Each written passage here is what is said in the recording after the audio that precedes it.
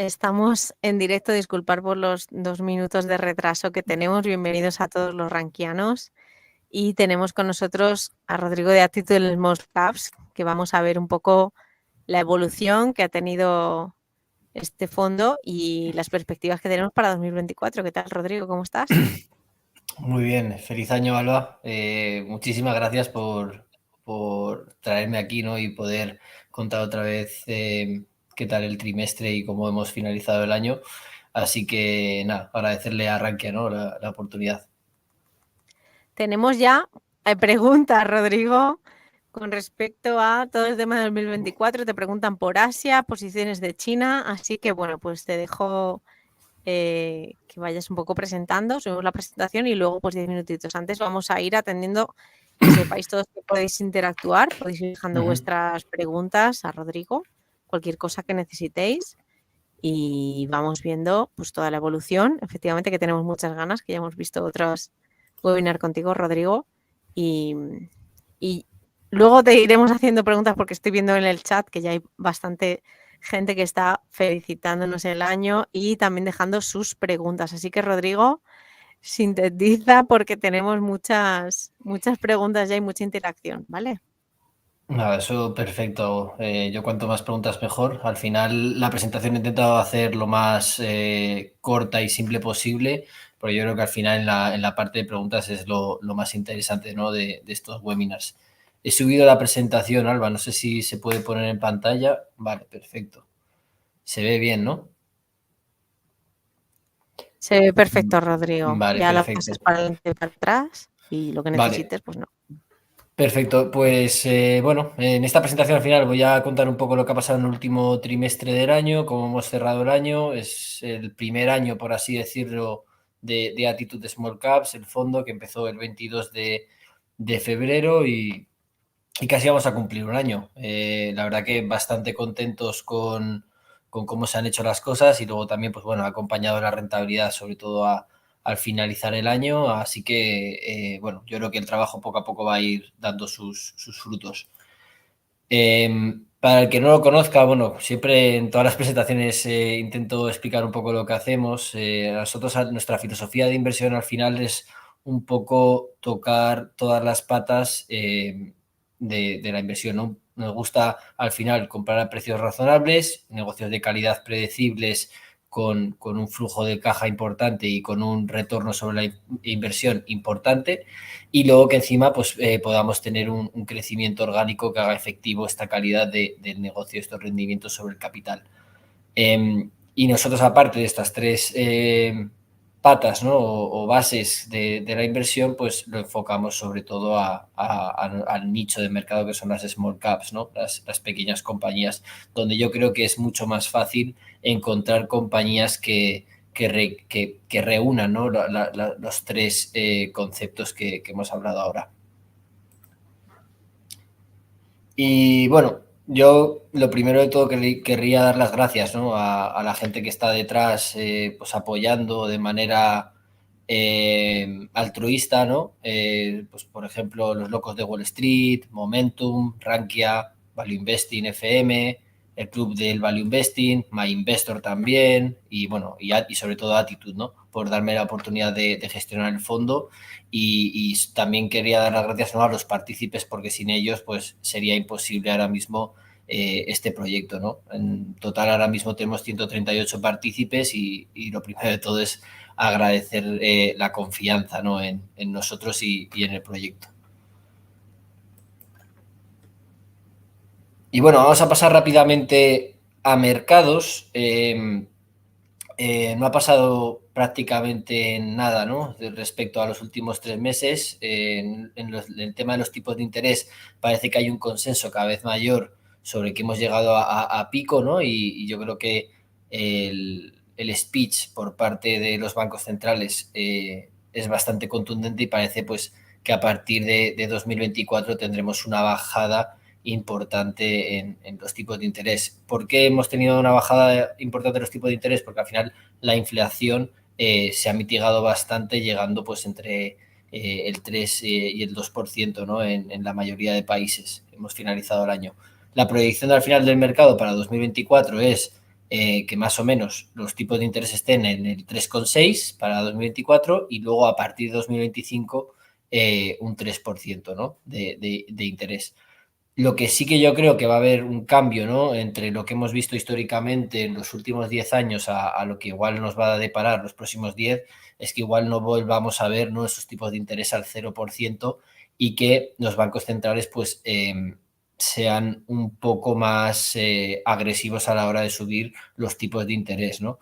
Eso es más o menos ahora mismo como lo siente el mercado. Nosotros al final tampoco podemos tener una opinión porque no somos analistas macro, tenemos suficiente con analizar empresas como para también analizar la macro y creemos que es muy compleja y bueno, nosotros creemos que esta posible bajada, ¿no?, de tipos de interés pues siempre va a beneficiar a la economía, ¿no? Luego la inflación nunca es buena, ¿no?, para ninguno y bueno, también es una buena noticia, ¿no?, de cara al futuro y de cara a las empresas. Hay que un poco no creerse 100% este discurso que puede cambiar en 6 meses o en 12, tal y como hemos visto en el último año o 2 años, y vemos, ¿no? Puede haber un riesgo, ¿no?, de que haya una segunda oleada de inflación importante y volvamos a tener que subir los tipos de interés o mantenerlos más de lo que parece que el mercado esté descontando, ¿no? En términos de múltiplos o de qué barato, qué caro esté la bolsa, es interesante saber que Estados Unidos lleva ya 2 años sin ser una líder en rentabilidad comparado al resto de regiones, ¿no?, desarrolladas. Llevamos un periodo de más de 14 años donde Estados Unidos ha estado imparable y ahora pues hemos entrado en un periodo en el cual no hay un líder concreto. En términos de múltiplos, pues nos encontramos como Estados Unidos sigue bastante por encima de los múltiplos a los que ha cotizado en los últimos 25 años, pero bueno, lo que ha hecho es que al final, en los últimos años, se ha visto beneficiado no solo por un buen crecimiento económico, sino también por un re-rating, ¿no?, por un aumento de los múltiplos y parece que eso ya ha dejado, ¿no?, de aumentar. En otras regiones, como por ejemplo pues Europa, sí que hemos visto que seguimos por debajo, ¿no?, del histórico, ¿no? Creo que en Europa podríamos decir que hay una oportunidad igual un poco menor a la que habría, ¿no?, había en 2021, que yo creo que el mercado era muy pesimista con Europa y luego vimos todo el rally, ¿no? Entonces, bueno, interesante, ¿no? Al final nosotros no hacemos estos análisis para luego invertir, es un poco al revés, ¿no? Nosotros buscamos empresas baratas, por así decirlo, invertibles, con un potencial importante y luego vemos qué está pasando en la región, ¿no? Y nos damos cuenta de que al final donde estamos nosotros invertidos es donde, pues, desde un análisis macro, pues parece que también existe la oportunidad. China seguramente no sea la región que está más castigada en los últimos años y lo veremos ahora, ¿no?, con el performance de algún índice. Y al final, pues bueno, nosotros ¿qué hacemos? Pues aparte, ¿no?, de la filosofía de inversión que tenemos, intentamos buscar esas geografías que están castigadas, pues como por ejemplo Europa, donde tenemos un 55% de la cartera, Asia, donde tenemos un 30%, y le damos una segunda derivada en la cual pues creemos que la oportunidad es aún mayor cuando estamos hablando de small caps, ¿no?, que siempre son más difíciles de seguir por los fondos y por inversores, básicamente. Pero nunca descuidamos, ¿no?, a que sean buenas empresas, que tengan crecimiento y que no estemos sobrepagando. Ahora nos vamos a resultados, que yo creo que es lo más interesante al cierre del año. Hemos tenido muy buen performance durante septiembre, perdón, durante diciembre, pasando a finalizar noviembre en casi un 0% de rentabilidad y cerrando en diciembre a un 6,10%. El MSCI World Net Return en euros ha cerrado en 13,33 y el MSCI Small Caps Net Return, que es nuestro índice de referencia, porque yo creo que más se asemeja al tipo de empresas y al tipo de inversión que nosotros hacemos, ha cerrado en 4,27, un poquito por debajo nuestro. Si podéis ver, ¿no? Esto es una gráfica mensual de cómo ha ido la rentabilidad. Vemos que nuestra caída máxima ha sido de un 5%. Sin embargo, en algunos, sobre todo en octubre, el MSCI World Small Caps pues cayó más de un 8-9%. Entonces, al final, bueno, hemos visto que al menos este año se ha comportado el fondo mejor que nuestro índice de referencia en términos de volatilidad. Una cosa que hay que entender es que nosotros creamos el fondo, empezó el fondo el 22 de febrero y veníamos de 2 meses, básicamente enero y febrero, muy buenos, ¿no? Donde el MSCI Europe tuvo una rentabilidad del 9%, el Russell de un 8,61, el Small Caps, el MSCI World Small Caps un 7,26, es decir, no solo tiró mucho Europa, sino también las Small Caps. Sin embargo, pues, por ejemplo, el SP y el MSCI World fueron un pelín peores, ¿no? En rentabilidad. Este tirón que podría pues, seguramente haber tenido nuestra cartera, porque estamos más enfocados ahora mismo en Europa y en Small Caps específicamente, pues nos la perdimos de alguna manera, ¿no? Pese a ello, pues bueno, hemos tenido luego un rendimiento bastante bueno, ¿no? El SP y el MSCI World han tenido un rendimiento por encima del doble dígito y nosotros, pues bueno, hemos quedado un poco por detrás del MSCI Europe y por delante de nuestro índice de referencia, que es el Small Caps, y bueno, un comparativo también de Small Caps, que es solo en Estados Unidos, que es el Russell 2000, pues también, ¿no? Por detrás nuestro. Entonces podemos decir que es un año en el que podemos estar bastante contentos en rentabilidad. Creo que, bueno, al final medir la rentabilidad a menos de un año, pues no es algo muy relevante, pero bueno, por sacar alguna conclusión del año, creo que es para estar contentos. Y sobre todo también sabiendo que hemos tenido más de un 30%, prácticamente un 30% de la cartera en Asia. Y Asia, como podéis ver, se ha comportado de muy mala manera. El Hansen Net Return ha caído más de un 16%, que también se ha visto afectado en ese 30% de nuestras empresas. Entonces, bueno, por resumir aquí un poco, habría que analizar que este año ha sido bastante bueno para la mediana y la gran empresa y ha sido pues, un año muy malo para todo Asia, ¿no? Y aquí lo podemos ver. Si me gusta a finalizar los años entender un poco qué ha pasado en la cartera en base a temáticas y, bueno, intentar hacer una comparación entre lo que hemos visto ahora de los índices y de su rendimiento a nuestra cartera.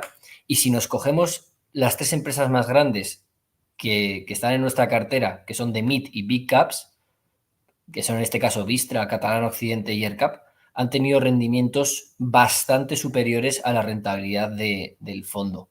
Estamos hablando de Vistra, que ha tenido prácticamente un 70% de rentabilidad en euros, Catalana Occidente un 7,20, que bueno, algo mejor, ¿no? Entre dividendos y que también ha subido la acción, y ERCAP pues un 18%.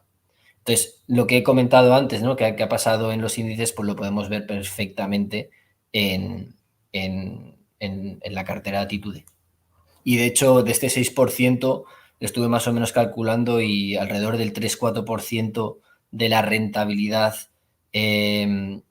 total viene por parte de estas 3 empresas. Vistra ha sido prácticamente nuestra mayor posición con Toya, más de un 7% desde empezó al inicio del fondo.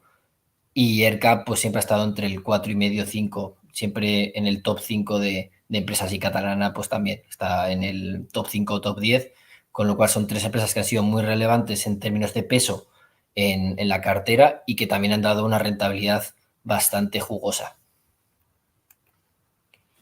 Y ahora nos vamos al otro lado. En Asia hemos podido ver que hemos tenido una pérdida total del fondo de un 2,6%. Sabiendo que más o menos lo hemos tenido alrededor de un 30% de exposición, pues significa una caída entre el 8 y el 9% en nuestros valores. Lo bueno que tiene es que nuestra cartera se ve positivamente influenciada por el alto dividendo que tiene, ¿no? Entonces, hemos conseguido mitigar mucha parte de esta caída en las acciones con el dividendo que nos han dado estas empresas, que muchas de ellas están a caja neta. Y bueno, en total en el fondo creo que hemos conseguido un 3%, algo más de un 3% de rentabilidad simplemente con los dividendos cobrados. Y bueno, aquí lo mismo, ¿no? Igual que el Hansen, ¿no? Que hemos visto que ha caído casi un 20%, pues nuestra cartera ha caído en Asia alrededor de un 10% y bueno, pues ha tenido un efecto negativo en el rendimiento total del fondo. Y bueno, por finalizar un poco, la valoración del año la he dividido en 4 puntos. Creo que, como he comentado, ¿no? Yo, por mi parte, estoy contento con la rentabilidad. Siempre lo comenté, ¿no? Al presentar el fondo, que nuestra rentabilidad objetivo siempre sería superior al 7,5% anualizado.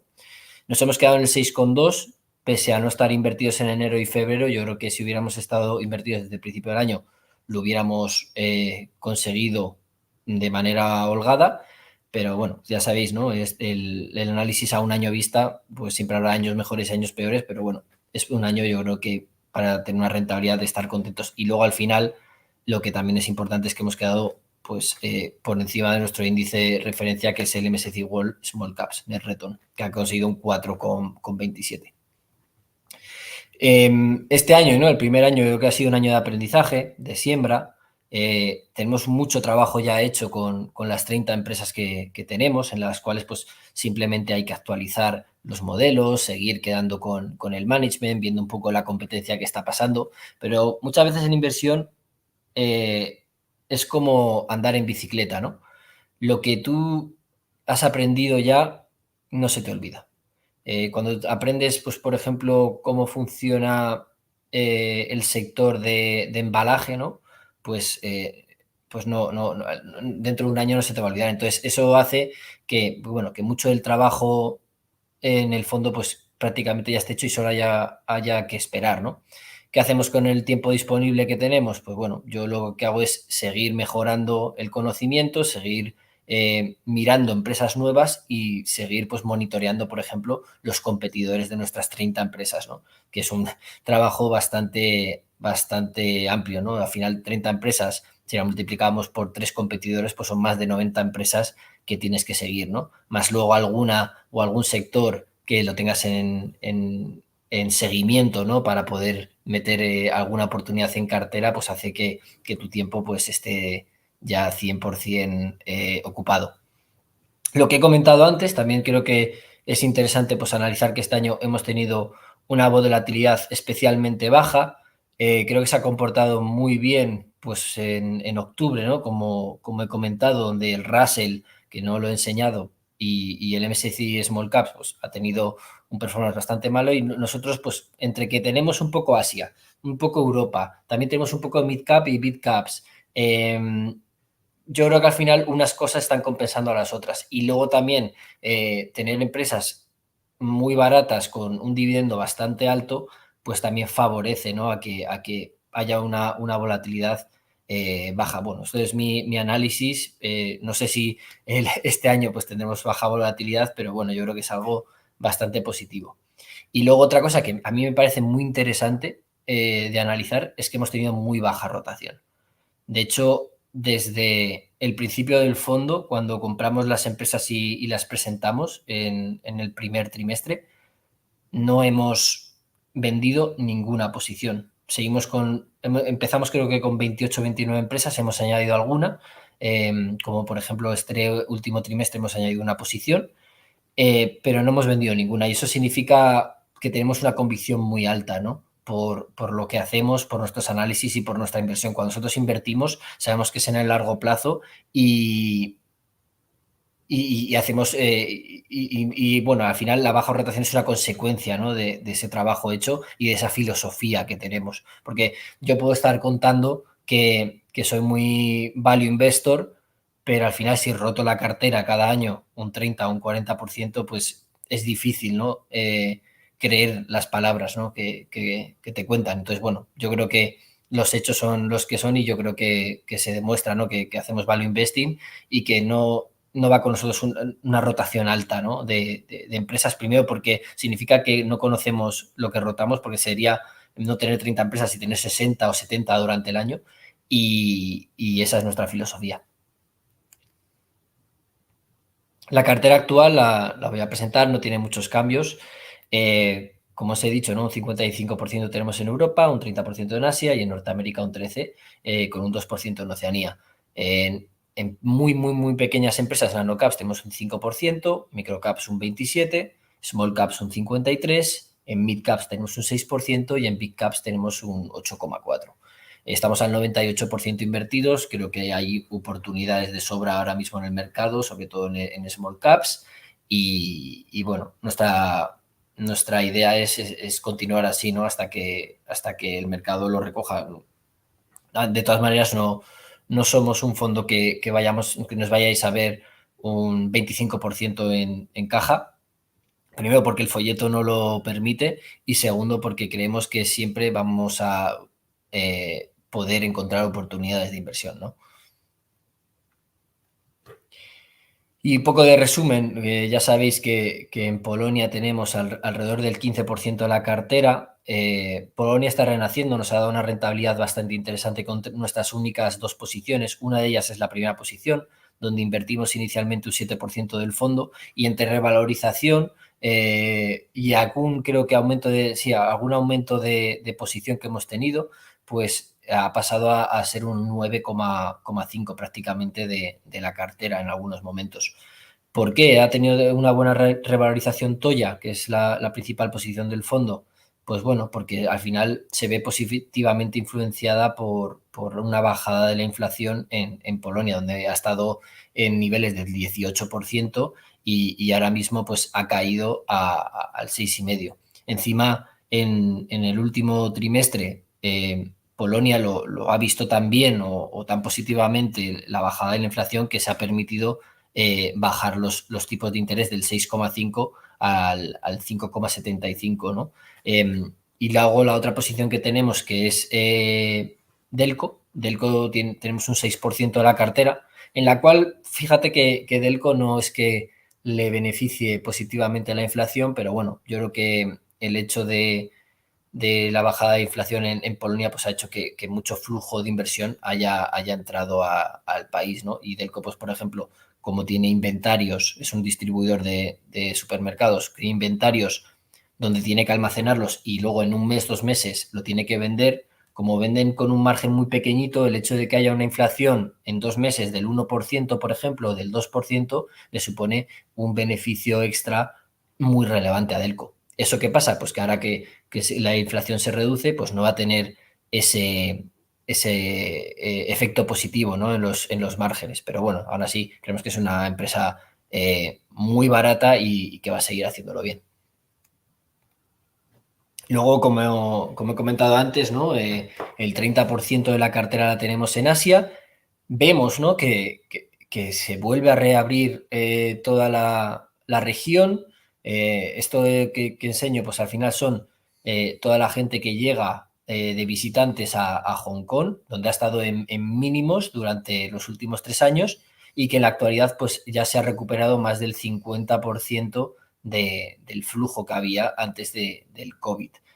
De hecho, bueno, ya sabéis que una de nuestras temáticas más importantes es la restauración en Asia, y vemos que todas las empresas están reportando unos beneficios bastante buenos, donde todavía queda un poco de margen de mejora, pero que están todos muy positivos a la hora de analizar el negocio de cara al futuro, ¿no?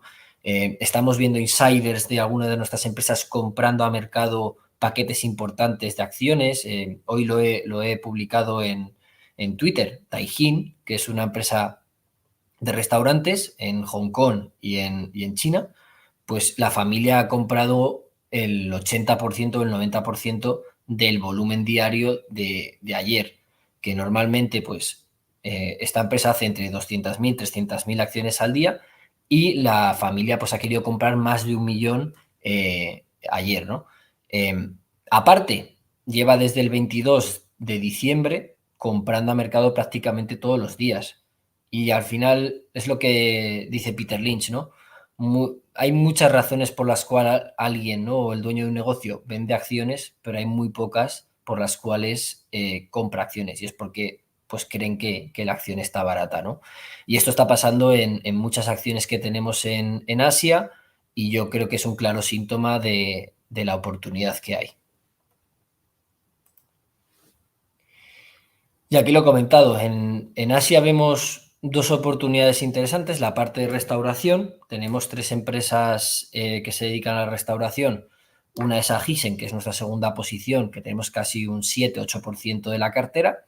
Luego tenemos Taijin y luego tenemos Tampalas.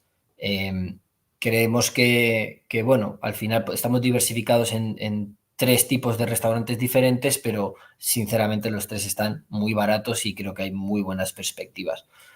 Y luego, otra cosa que llevamos bastante tiempo analizando es el underperformance o lo barato que puede estar el sector manufacturero en China. De hecho, llevo más de 6 meses detrás de 4 empresas manufactureras, en las cuales solo hemos invertido en una, porque, bueno, principalmente porque me gusta ser muy conservador, sobre todo en Asia, por el tema de la distancia y la cultura, pero están a unos múltiplos que no se habían visto en mucho tiempo, ¿no? Empresas con crecimiento, que sí que pueden ser industriales, pero sacan un rendimiento sobre el capital invertido importante, donde tienen ciertas barreras de entrada. Y bueno, al final también quedan un buen dividendo, ¿no? Por encima del 8%, y creemos que hay una oportunidad ahí. Y de hecho hemos invertido este trimestre en una posición nueva, y justamente pues es asiática y del sector manufacturero, que la presentaré a continuación. Por resumir también el tema de la estrategia de opciones, que a veces también lo hacemos, tenemos un 3% del nominal en opciones. Esto significa que a mí me pagan una prima, básicamente porque yo compre o me obliga a comprar unas acciones a cierto precio, ¿no? En el caso de Nagarro, Nagarro estaba a 68, llegó a 66, más o menos de precio. Teníamos ya una posición relevante en la cual estaba alrededor del 4 o 5%, y dijimos, oye, pues si baja por debajo de 52, yo te las compro, pero si no baja, pues me das una prima de 2,2 euros por cada acción. Y esto tiene un vencimiento, esta opción tiene un vencimiento a marzo de 2024. En esa opción que hemos abierto de 52, pues prácticamente ya está repagada, porque ahora mismo Nagarro está en 89, ha tenido un buen performance en los últimos meses. Y aparte, vimos que había bastante volatilidad y dijimos, oye, nosotros tenemos un 4% en Nagarro, pero un 3% de esas acciones nosotros las venderíamos a 84. Eso fue pues más o menos cuando la acción estaba a 76, 75. ¿Qué hicimos nosotros? Decir, oye, a 84 yo te las vendo, pero claro, yo me estoy obligando a venderte las 84. Me tienes que pagar una prima por ello. Y esa prima pues ha sido 2,55 euros, en la cual, pues bueno, actualmente tenemos vendidas las acciones a 86,55, es decir, 84 más 2,55 de prima, pero pues corres el riesgo de que pueda subir más la acción. En este caso ha subido más, pero nosotros estamos contentos porque ha llegado a un potencial que era, o a un precio al que nosotros creemos que era ya de salida, ¿no? Entonces nosotros no sabemos qué va a hacer la acción en el corto plazo, pero nos queremos beneficiar de esa posible volatilidad tanto en la caída como en la subida. Y yo creo que Nagarro pues es un buen ejemplo para poder hacer esta estrategia. De hecho, yo lo llamo un poco, ¿no?, la estrategia del péndulo, ¿no? Nosotros cuando cae a 62, pues queremos tener una exposición del 7%, ¿no? Imaginaros, cuando va subiendo, nuestra exposición va bajando. ¿Por qué? Porque le vemos menos potencial, ¿no? Es lo normal. Esto ya lo expliqué con Vistra en el anterior webinar, en el anterior trimestre, que nosotros según va subiendo la acción, nosotros vamos vendiendo y según va bajando, pues vamos comprando. Esto lo hacemos no solo comprando acciones, sino también bajo la venta de opciones, ¿no? Que sean call o put. Es decir, oye, yo digo, la acción está a 75, yo te la compro a 62, pero tú me tienes que pagar una prima a cambio. O al revés, yo te la vendo a 87, pero me tienes que pagar una prima a cambio. Entonces, al final tú puedes básicamente hacer esta estrategia directamente sin que se mueva todavía la acción, es decir, todo cuando esté en 75,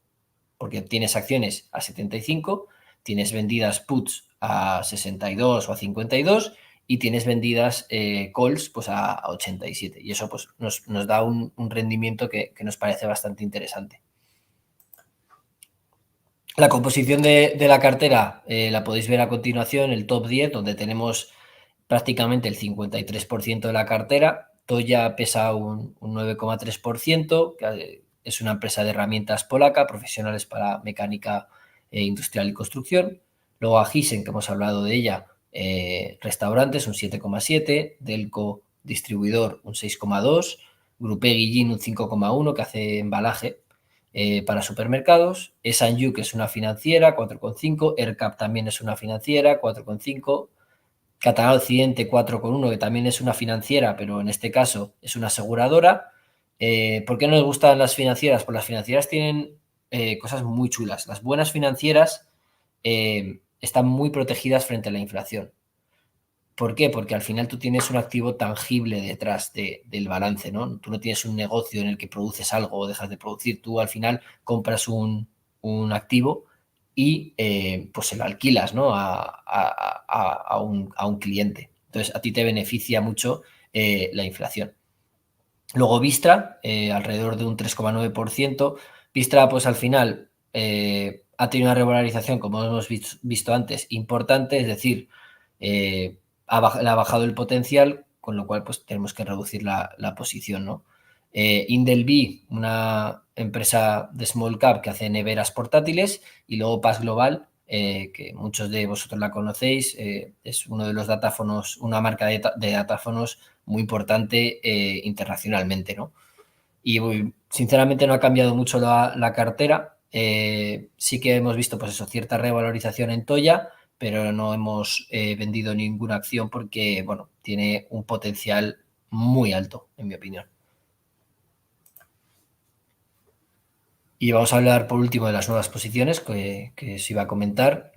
Hemos tenido una nueva incorporación que se llama Tempao, y Tempao la conocí a través de analizar Toya.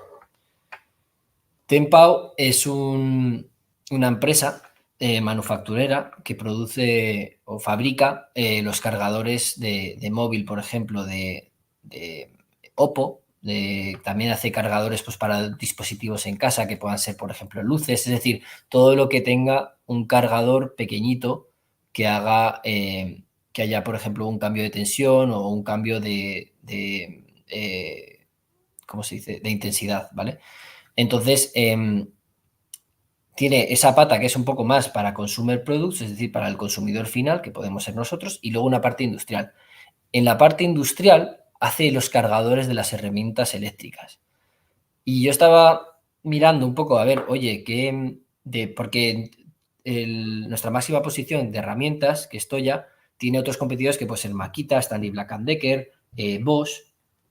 Y yo, en el caso de Toya, pues ves que la producción viene toda de China. Digo, joder, ¿esto puede ser un riesgo o no? Pero luego cuando empiezas a leer, te das cuenta de que todo el sector produce en China. Bueno, China, Vietnam, un poquito en México, que también Tempao tiene estas localizaciones. Y me empecé a buscar, oye, vamos directamente a ver qué tal son esas fábricas en China, en Vietnam y en México, ver si Stanley Black & Decker tiene su propio proveedor, si Bosch tiene el suyo, si Toya tiene el suyo, es decir, oye, pues Toya igual tiene un producto peor que el resto, porque supuestamente Toya, como ellos dicen, tienen una calidad del producto igual o mejor que el resto de competidores al mismo precio. Entonces dije, bueno, vamos a ver si es verdad. Y pues buscando, encontré una cotizada que se llama Tempau y la cual cuando salió a bolsa, que no sé si fue en 2014 o en 2015, pues hacen todo a unas memorias de la empresa. Y en las memorias de la empresa venía exactamente quiénes eran sus clientes. Y eran Bosch, Stanley Black & Decker, Makita, básicamente pues todo el sector. Tektronix, y no decía Toya, porque Toya al final es muy pequeño, pero seguramente esté dentro de estas fábricas, ¿no? Es decir, al final todo el sector utiliza las mismas fábricas y la diferenciación entre productos pues es bastante baja. Y luego, bueno, también hace controladores eléctricos para baterías de coche, también hace para solar, es decir, bueno, tiene bastantes más usos, ¿no? Yo lo que me he dado cuenta con Tempao es que empezaron haciendo muy pocos productos y a lo largo de estos últimos 10 años han conseguido diversificar mucho clientes y producto final, ¿no? Y bueno, voy a hablar un poquito de Tempao. Lo que he comentado, ¿no? Te vas dando cuenta de que cada vez van ganando más clientes en base a cada informe anual que publican y van diversificando sus productos. Es decir, no tienen un producto y un cliente solo. Está bastante diversificado, cosa que te da tranquilidad. ¿Y aquí cómo ganas clientes? Pues mira, imaginaros Oppo, que hace un cargador nuevo, que es un supercargador, o quiere hacer un cargador nuevo para una batería que tiene nueva, o para un móvil que ellos están diseñando, y le dicen a Tempao y a otros competidores, oye, hazme una propuesta o hazme el R&D, hazme la parte de innovación del cargador, y si lo haces bien, te compro un volumen tremendo. ¿Qué pasa? Pues que al final Tempao utiliza el 3% de sus ventas, se van simplemente a mejorar sus productos y a entrar en nuevos competidores, que es bastante alto, ¿no? Para un sector que parece commodity, pero en realidad no lo es, ¿no? Tiene un toque de innovación muy importante. Entonces, al final, Tempao tiene unos laboratorios muy buenos de electrónica y consigue, pues, poco a poco ganar clientes. Y bueno, podéis ver aquí el histórico, ¿no? Desde 2012 a 2021, pues ha multiplicado por 6 las ventas, también se ha visto reflejado en el beneficio. Sí que en 2002 y en el último año de 2023, pues porque al final tienes una parte que es mucho consumo, pues te ha bajado bastante las ventas, ¿no? Y luego, como ha pasado en la mayoría de sectores, había mucho optimismo en los inventarios y hasta que pues todas estas empresas tipo Oppo, Makita, Bosch, Black & Decker empiecen a digerir y empiecen a soltar inventario, pues no pedirán nuevas producciones a empresas como Tempao. Y pese a todo, pese a esta bajada de volumen, la empresa es capaz de seguir ganando un dinero de manera relevante, ¿no? Y eso hace que, bueno, eso refleja, ¿no? Que al final es un negocio bastante bueno donde ellos se llevan un margen importante y bueno, al final es un negocio mejor de lo que parece. Y no solo eso, ahora mismo están construyendo una fábrica muy importante para la producción de PCBAs, de baterías y cargadores eléctricos para coches. Todo esto dentro de China, la mayoría. Y esto es un mercado muy importante y que va a tener un crecimiento orgánico muy importante en la próxima década, ¿no? Y yo creo que Tempao se va a beneficiar de ello. Encima, hay muchos clientes que les han pedido que se expandan también a otros países, ¿no? Hemos visto que muchas empresas han dicho, oye, no quiero producir todo en el mismo país, vamos a diversificar. Pues Tempao se está yendo con ellos a México, a Vietnam, a Hungría, por ejemplo, en Hungría hacen el acople de la mayoría de productos para Bosch, ¿no? Que es una compañía europea, alemana en este caso. Entonces, bueno, ellos al final se van con el cliente a donde quieran tener la producción, ¿no? Y eso es muy importante porque tiene una relación de muchos años con los clientes que tiene. Por comentar un poco también, al final tienen un capital, un retorno sobre el capital invertido bastante importante sin utilizar deuda, que es del 20%, y pese a crecer más de un 10-15% orgánicamente, pues sigue dando un dividendo bastante relevante del 6%. Y ahora mismo, pues bueno, nos podemos encontrar una compañía que, normalizado y siendo un poquito conservador con los volúmenes, puede estar haciendo 250 millones de Hong Kong dólares de beneficio y cotiza pues alrededor de 1.000 millones, ¿no? Entonces, bueno, estamos hablando de 4 veces beneficios, una empresa con crecimiento importante, con un dividendo importante y barata, ¿no? Entonces, bueno, nos parece bastante interesante. La hemos añadido al fondo, le hemos dado un 2% de peso y, bueno, vamos a ir poco a poco, bueno, pues actualizando la tesis y monitoreándola. Otra cosa interesante de Tempao es que al final yo me he reunido con el Investor Relation y con el Management, creo que 3-4 veces, ¿no? Son bastante buenos a la hora de comunicar, bastante buenos a la hora de compartir información y de hecho yo, por ejemplo, por los PCBAs que no tenía ni idea que eran, es una parte electrónica de muchos componentes que se utiliza, pues por ejemplo, también para los paneles, etcétera, pues me mandaron ellos toda la información, decir, oye, si no sabes nada, nosotros te mandamos unos documentos en inglés para que lo entiendas. Y la verdad que han sido de gran ayuda, ¿no?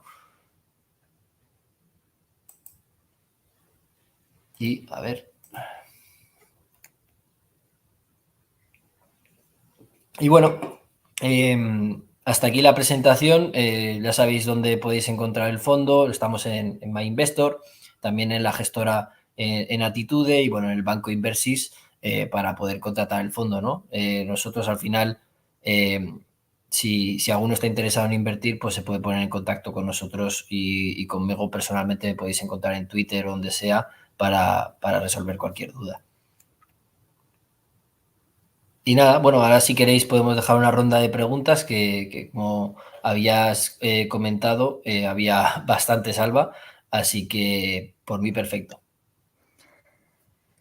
Sí, vamos a empezar con las preguntas y además están llegando más, así que bueno, vamos a empezar desde ahora hacia detrás porque seguro que muchas las has respondido, así que aprovechamos para plantear las más actuales y luego para dar un mini repaso, ¿vale? Nos preguntan, ¿cuál va a ser el número de empresas a mantener en la cartera? De momento estamos en 30, la idea es mantener el 50% de la cartera con 10 empresas. Bueno, depende un poco de la liquidez de las empresas. A mí me encanta invertir en small caps, pero por ejemplo hay algunas que mueven muy poco. Es decir, hay empresas que tenemos un 1% de la cartera en ellas y no podemos tener más, no porque no tenga potencial o tenga menor potencial que una de 2% o 3%. La tenemos porque no tiene más liquidez en el mercado y nosotros tenemos que seguir unos límites mínimos de liquidez, ¿no? Al final nosotros, cualquier partícipe se puede ir cada día y eso pues hace que no puedas invertir en todo lo que te gustaría, ¿no? Y aparte, pues eso, según va aumentando el tamaño del fondo, pues se hace más complicado ciertas empresas. A mí me gustaría estar lo más concentrado posible. Yo creo que 30 está bien. Y yo creo que a partir de ahora, pues por ejemplo, mi análisis está yendo a empresas un poquito más grandes que algunas nanocaps o microcaps. Yo creo que nanocaps y microcaps prácticamente ya no miro porque a largo plazo pues no van a tener un futuro porque no puedes prácticamente invertir capital. Entonces yo estoy bastante a gusto con las 30. Yo creo que no me vas a ver mucho más de 30 a 33 y eso, algunas que ahora mismo tenemos un 1% invertido, que si el fondo pasa de 4 millones a 8, pues esa posición pasa de 1% a 0,5 simplemente por la entrada de nuevo capital y ese capital se iría a empresas más grandes. Es decir, no aumentaríamos porque al final está capado, ¿no? por la liquidez que tiene esas empresas. Ya te está contestando. Es verdad que ahora Rodrigo está por ahí saliendo mucho un gráfico de que China y toda la bolsa de China están mínimos. Nos preguntan cómo ves Asia para este 2024. ¿Tienes convicción en las posiciones de China? Sí, totalmente.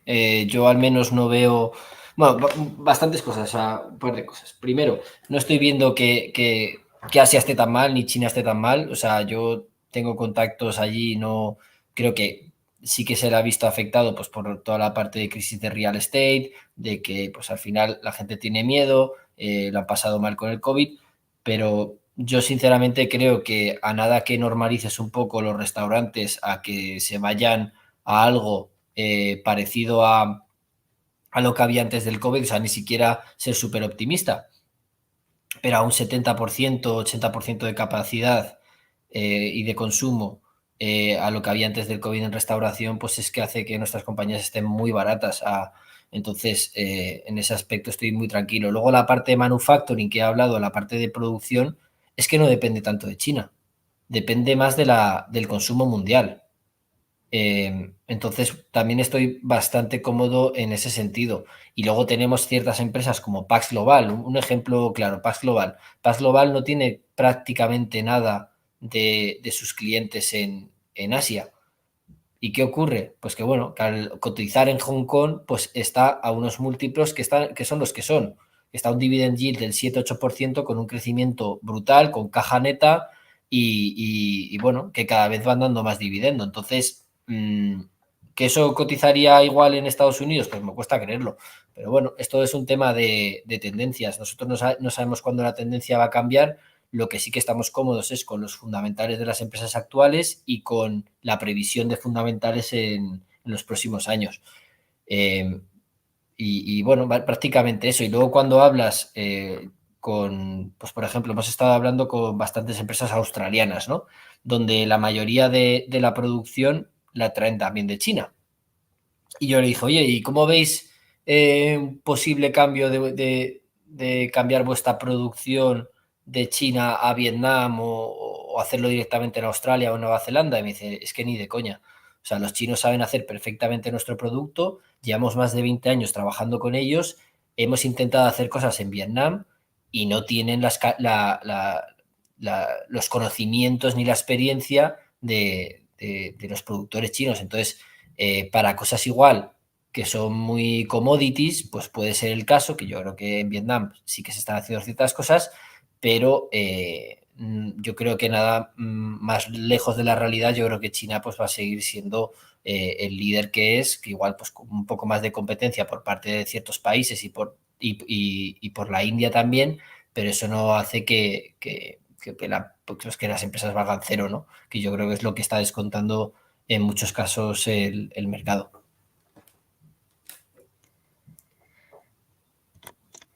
Ahora te voy a ligar un par de ellas. Nos preguntan sobre la incertidumbre de la macro con un posible retraso en las bajadas de tipos. Si repunta la inflación, ¿qué impacto puede tener en el desempeño de las small caps? Y buenas, Rodri, feliz año. Vista la situación de los tipos de interés actuales, ¿tienes pensado añadir algo de renta fija al fondo? Un escenario de tipos altos perjudica a las small caps porque tiene más dificultades para financiarse. ¿Hay alguna empresa del portfolio que pueda sufrir especialmente? Momento. Acción y renta fija. Vale, sobre la primera, Sobre todo ¿no? si sufren las El tipo de small caps. interés, el tipo de interés, Uh-huh. un tema, o sea, la subida de los tipos de interés frena el consumo, sobre todo el no defensivo, por así decirlo, y yo ahí siempre he sido bastante conservador, creo que no tengo ni idea de lo que va a pasar, pero he intentado no tener una sobreexposición a consumo no defensivo. De hecho, siempre lo digo en todos los webinars, solo tenemos dos empresas de consumo 100% no defensivo, que son Kbox y Dask, una en el Reino Unido y otra en Australia, y creo que son pues dos que serían muy perjudicadas por un shock de consumo. ¿Que podría pasar? Pues seguramente. Que tenga una probabilidad. ¿Qué pasa? Pues que al final esas dos empresas nos pesan menos de un 4%. Entonces, no prefiero estar expuesto a cosas que son más defensivas y que yo creo que tienen más certidumbre y que están menos ligadas al ciclo macroeconómico. Eso es como nosotros lo hemos enfocado y lo he comentado antes, ¿no? Tenemos una posición muy importante en financieras. ¿Por qué? Porque son muy buenas cuando suben los tipos de interés y también pues cuando hay inflación, ¿no? Que van un poco de la mano. ¿Qué más te podría contar? Pues en el caso de consumo que no es defensivo, tenemos el tema de la restauración en Asia, pero justamente los tipos de interés en China están en mínimos, ¿no? Estamos justo en el ciclo contrario. Es decir, China está intentando estimular el consumo interno. Entonces, bueno, en ese aspecto nos preocupa bastante poco. Y luego, aparte, China tiene un tema muy interesante y es que si nos vamos a la deuda neta, no total, neta de los países, te das cuenta de que China tiene unos activos muy buenos en su balance, ¿no? Tenemos deuda corporativa en Estados Unidos que ha ido vendiendo, por cierto, para poder estimular la economía en China. Entonces, al final, tiene recursos, ¿no? Los países no dejan de ser como empresas, yo muchas veces lo digo.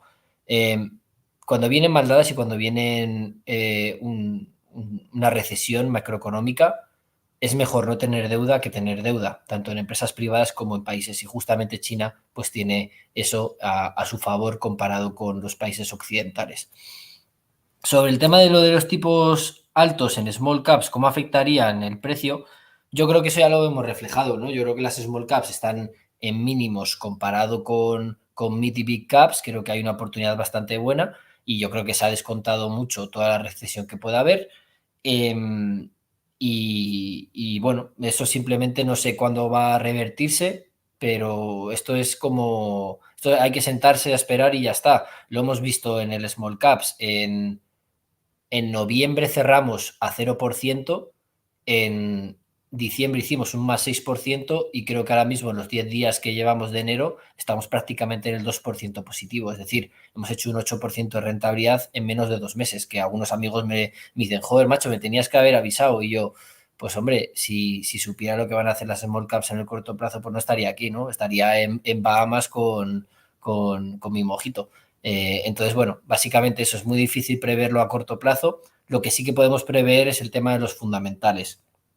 Si suben los tipos, las small caps que tenemos, lo bueno que tienen es que muchas de ellas no necesitan deuda, quitando la parte financiera, en la cual las financieras, pues, que es Qatar Occidente, que es una empresa de 3 billion, que no es small caps, AirCap tampoco es small cap, y la otra sería S&U.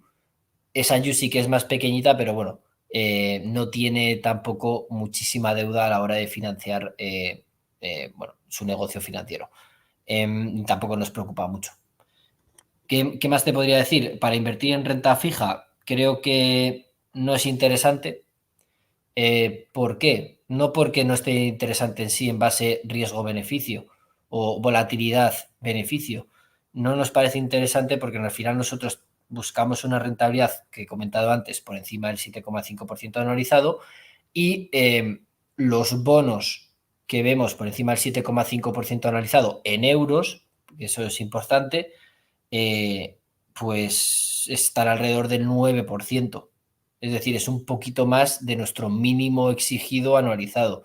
¿Qué pasa? Que muchas veces cuando las yields están altas es cuando más oportunidad también hay en equities. ¿Por qué? Porque mucho dinero ha migrado ahora mismo a renta fija, ¿no? A depósitos sobre todo, y eso tarde o temprano volverá. ¿Cuándo? Pues cuando bajen los tipos de interés. Entonces, no sé cuándo va a corregir la bolsa en este aspecto, pero yo creo que en el largo plazo siempre es lo mejor la renta variable, ¿no? Y luego en el otro hacer market timing de renta fija, renta variable, pues se nos hace un poquito complicado. Nos preguntan, esto es un poco sacar la bola de cristal y luego ya empiezan un poco más preguntándote por ciertas compañías. Así que vamos con Vale. Javier, que nos pregunta que el fondo ha comenzado muy bien en 2024. ¿Qué perspectivas de rentabilidad tenéis para este año y los próximos? Bueno, aquí vamos a sacar mucho la bola de cristal, ¿verdad? Y también nos pregunta José, hola Rodrigo, viendo la evolución del fondo en los últimos 2 meses, ¿consideras que hay algún momento ideal para hacer más aportaciones y Vale, vale. maximizar la rentabilidad? Ujú. Vale. Así Dos que 2 cosas. preguntas, momento ideal para hacer aportaciones y un poco cómo consideras que va a ir Vale. 2024. Vale, pues mira, en este aspecto, si nos vamos un poco a la cartera y la normalizamos tanto para bien como para mal todas las posiciones, podemos decir que nuestra cartera está alrededor del 7, 8 del 7 de 7-8 veces beneficio, es decir, un PER 7-8 veces. Si hacemos la inversa, nos da una rentabilidad sobre beneficio de nuestra cartera de alrededor del 12-13%. Es decir, para que nuestra cartera siga estando al mismo múltiplo, tiene que revalorizarse cada año entre un 12 y un 13%. ¿Vale? Es decir, si ahora mismo tú me preguntas si la cartera está más barata ahora que hace un año, pese a haber subido un 7% o un 8% que llevamos a 10 de enero, te diría que está más barata ahora. ¿Por qué? Porque nuestras empresas han generado dinero, han generado dividendos, por ejemplo, lo que hemos visto, ¿no? En lo que he hablado de las empresas asiáticas.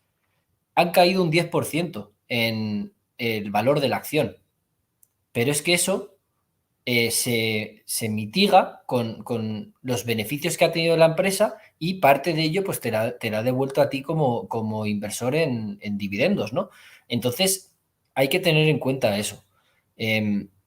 Yo, y luego, sobre el tema el tema de la rentabilidad, yo creo que seguimos estando en un momento buenísimo.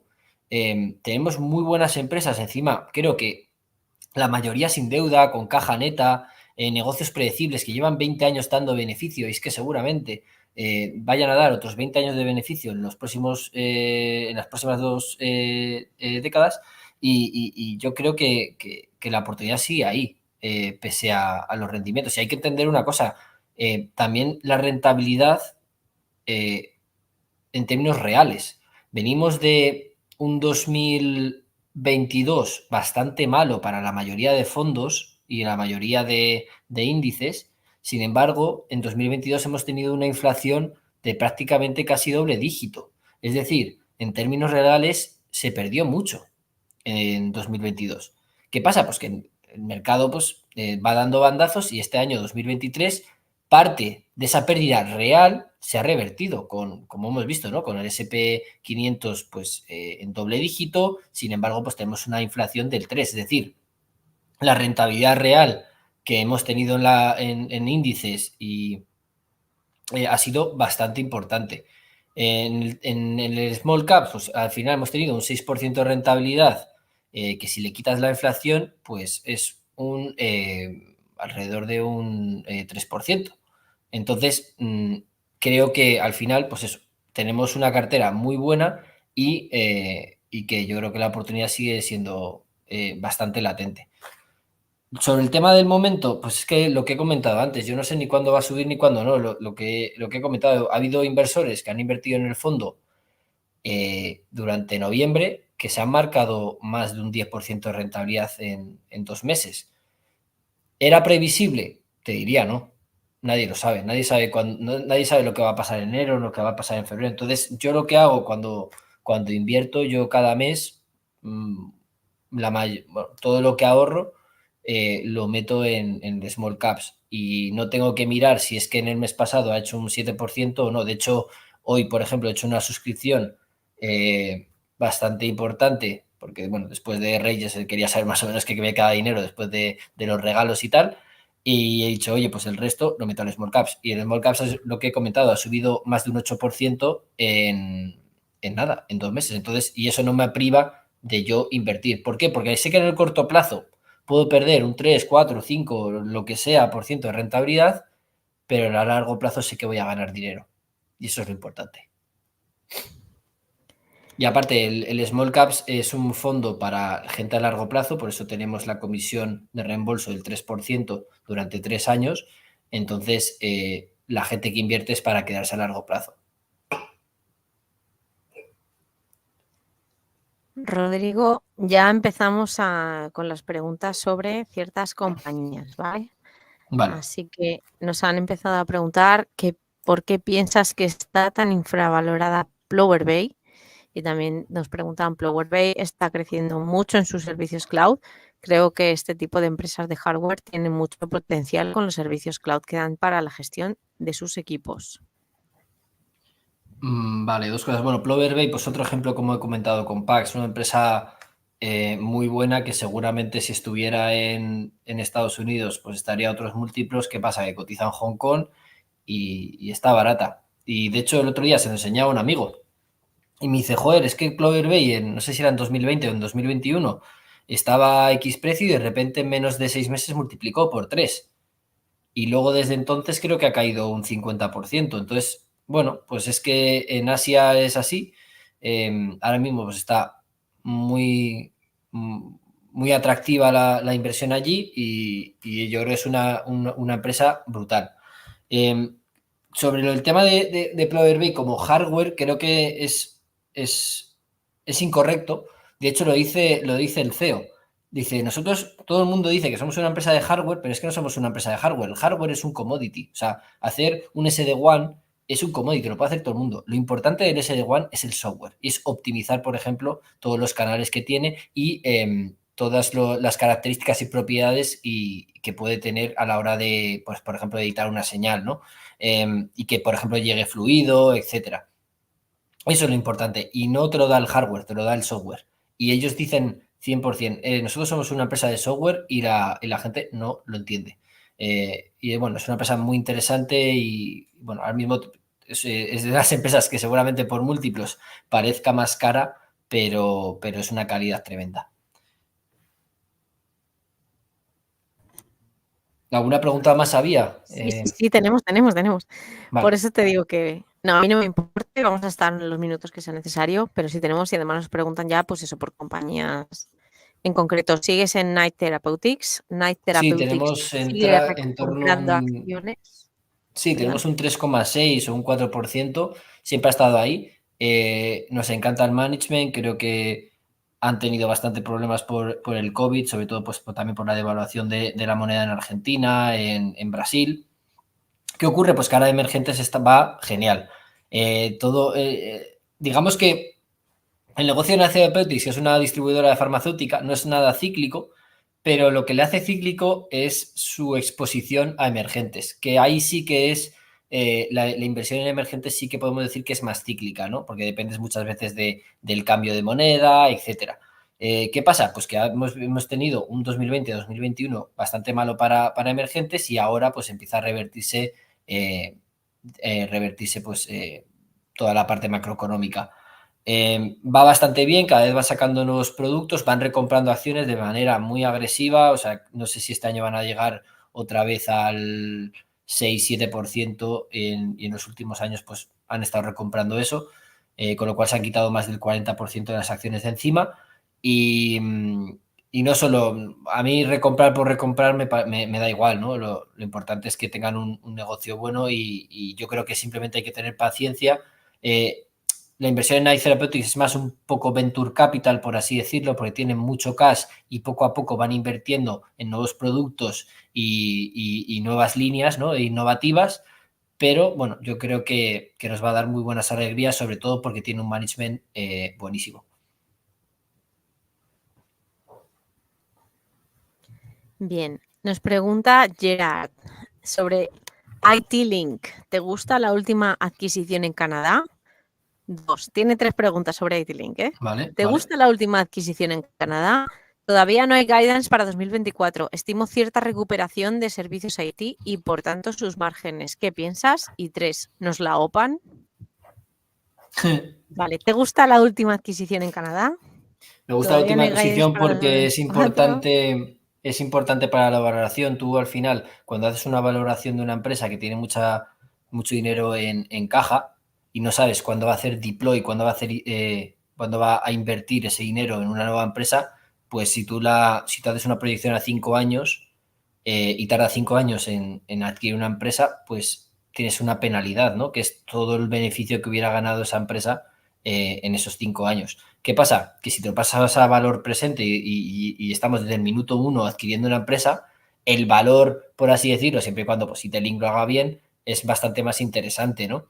Yo creo que la adquisición es bastante buena, encima para expandirse a Canadá y esta gente, pues, por así decirlo, no da puntada sin hilo, son bastante conservadores con el M&A, yo creo que estaban intentando almacenar dinero por encima de los 10 millones para poder hacer una adquisición un poquito más grande. Al final estamos hablando de una empresa que no sé si de market cap son de 50, 60 millones ahora mismo. Entonces, una adquisición de 10 millones pues es bastante importante para ellos. ¿Qué ocurre? Pues que, bueno, al final creo que ha subido bastante en el último mes y hemos deshecho posición en este Q1. Es la primera posición que hemos deshecho, pero bueno, ha sido hace un par de días, en 2024, y creo que ha llegado a un punto en el cual sigue estando interesante, pero vemos otras opciones bastante buenas también. Sobre el guidance, yo creo que va a ser bastante a la par con el resto del sector. Sí que es cierto que ellos tienen unos clientes que me parecen de bastante calidad y creo que son menos cíclicos que el sector.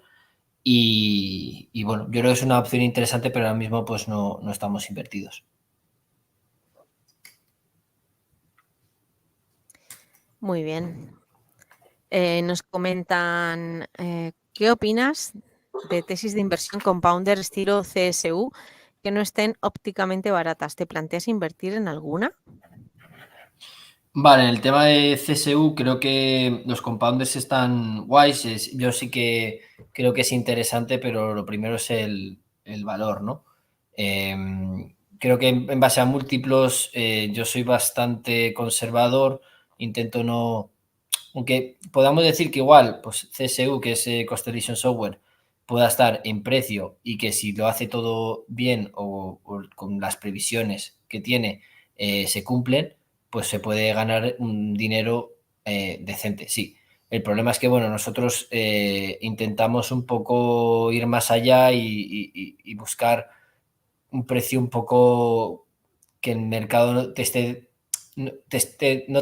descontando todo lo bueno que le pueda pasar a la empresa. Nosotros creo que Constellation lo bueno que tiene es que ha cumplido todo lo que ha propuesto en The Target y en el Outlook y por eso ha tenido el rendimiento que ha tenido. ¿Qué pasa? Pues que a veces el management o las empresas se equivocan, ¿no?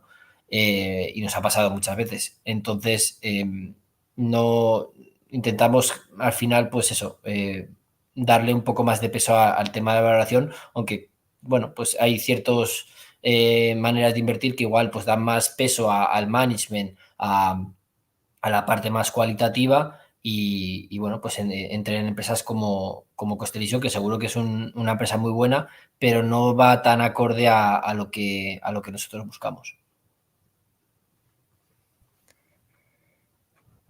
Muy bien. También nos preguntan cuál es el estado de Craytons PLC.